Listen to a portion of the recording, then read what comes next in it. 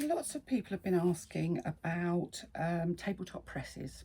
So I'm going to give you what I can on tabletop presses. So this is mine. She lives in her custom built bag for her. And I have the green press. Now there's not a great deal to tell between the green and the blue other than the size of the throat space. And you can pick up presses for as little as 20 odd pounds these days.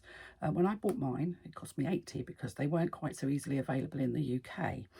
And mine came with grommet dies, I believe, at the time. But most commonly they're used for rivets. So this is a set of double capped rivet dies. You can see one has no thread on it, and that fits in the bottom. One has a thread and a sort of a rubber bung around the top, which just protects the rivet. Now, if you're using rivets and you've got an 8mm die, then you can use the same dies for 7mm rivets and 6mm.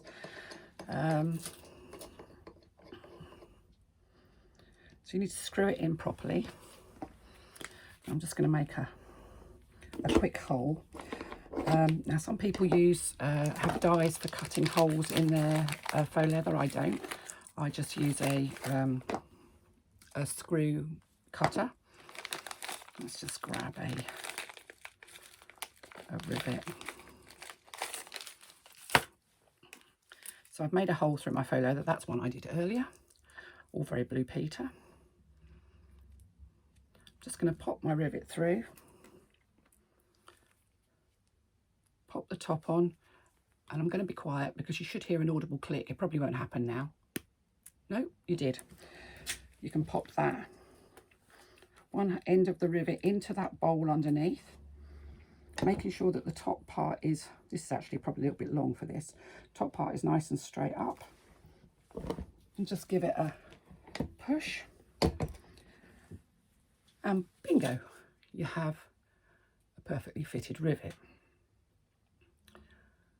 And it's as simple as that, really. I've got 10mm dies somewhere, but I'm not sure where, and I can use 9mm rivets with that. Don't try using a bigger rivet than the size of the dies though, because you'll crunch the sides of them and it's unattractive. I write on the side of my dies in Sharpie pen so that I know exactly what they are, because often they look quite similar.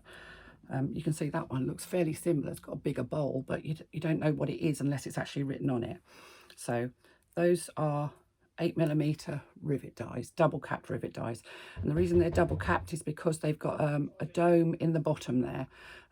The single backed, the flat backed rivets have a flatter bottom. I have set single cap rivets with these, so I think you can probably use them for both. So I'm going to pop those out of the way. Now we're going to have a little look at grommets. So this is a set of 12mm grommet dies. Again, you've got one with a thread, and the difference between the blue and the green also is that the thread on the green does not fit onto the blue. Likewise, the blue does not fit onto the green. So if you're going to buy dies, make sure you're buying dies that are appropriate for your machine. Let's just grab a grommet to show you.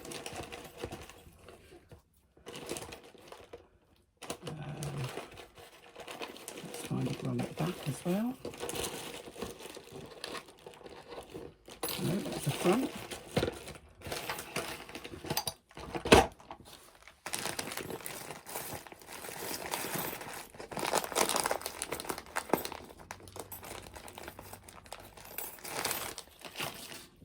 Right, grommets come in two parts. So you have the front of your grommet, which has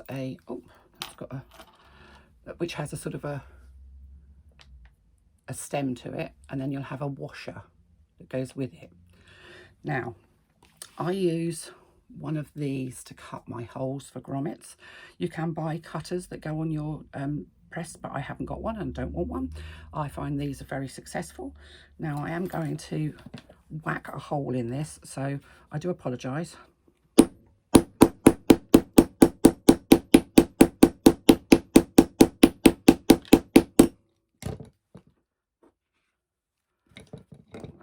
sharp, hasn't done very well. Let's just get a pair of scissors and trim that out a little bit more.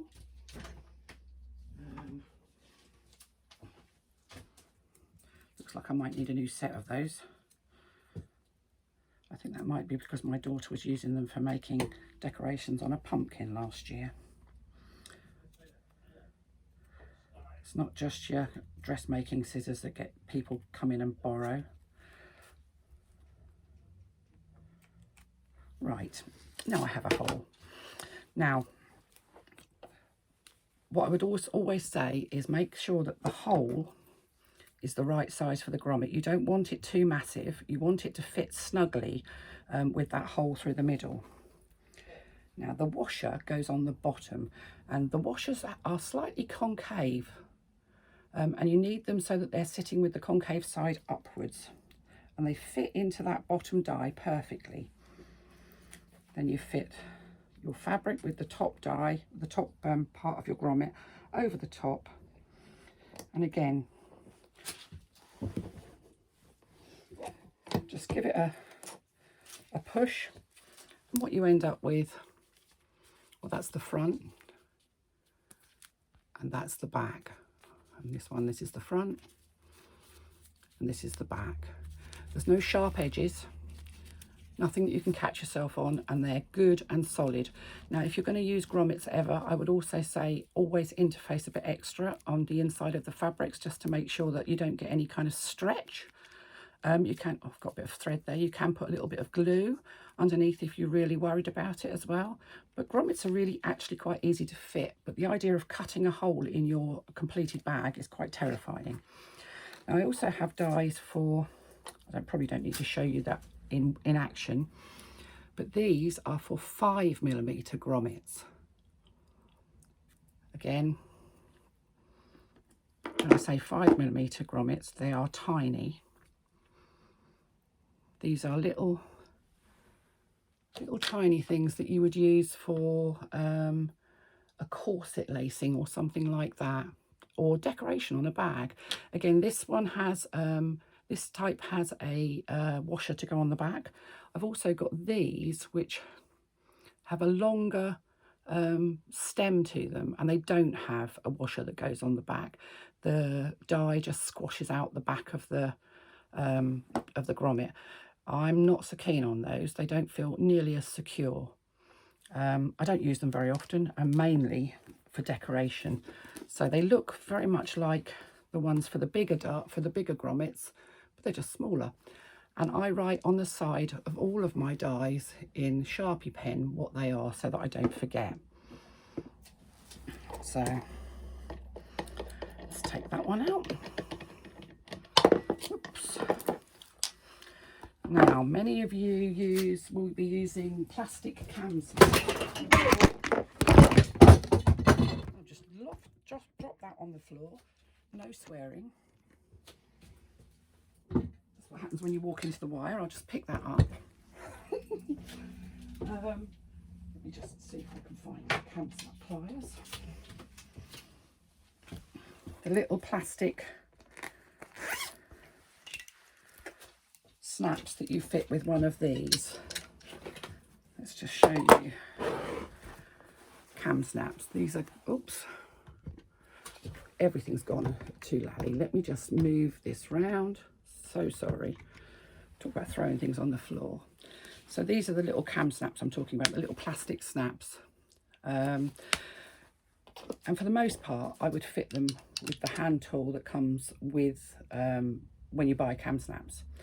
However, I do also have the dies for fitting cam snaps, she says.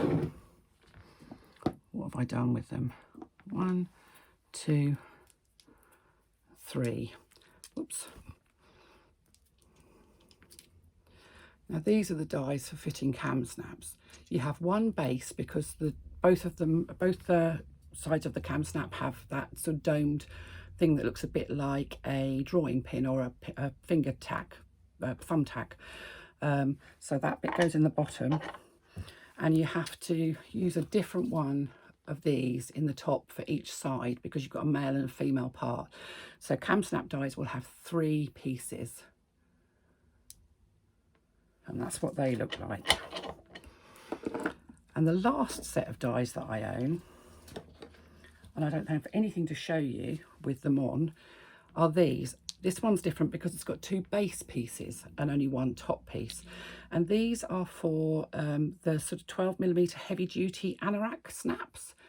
The type I've used on purses before now. I don't think I've got one here to show you. I'm just looking wildly around. I don't, but the sort of snaps, that the metal snaps that you get on, let's grab a metal snap, Christine, come on, don't be lazy.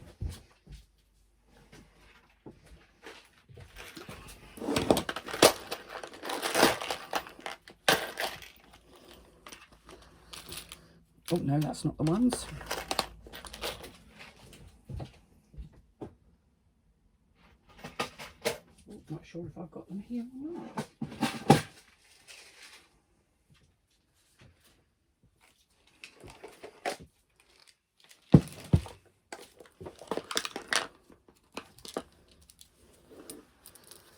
Okay, so these are the snaps that fit using that particular set of dies. So they're the heavy duty metal snaps, and these are literally mismatched.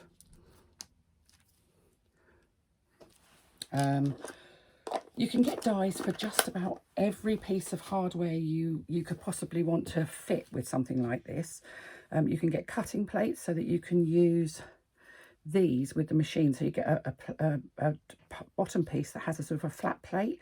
You can put this on here and you can push it down to cut through things.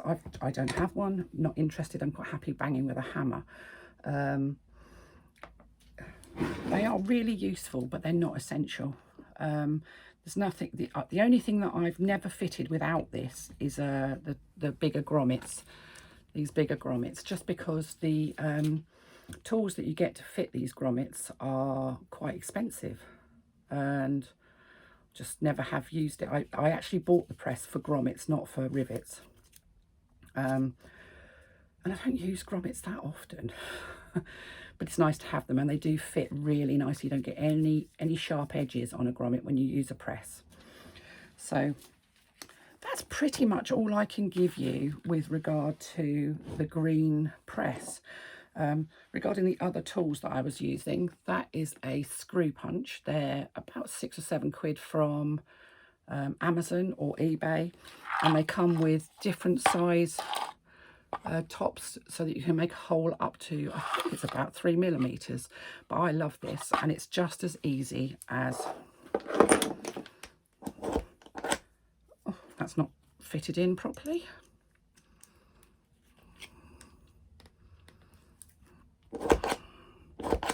And you can literally make holes for your rivets or anything like that, or for cam snaps or anything like that, and it's just that easy. I find that a lot easier than one of those. So but it's horses for courses. I also got, for cutting holes, a set of these, which are, they come in all manner of different sizes, from very big down to very, very tiny. Again, eBay or Amazon, you just put them onto your faux leather where you want them and give them a whack on the top, and they make holes.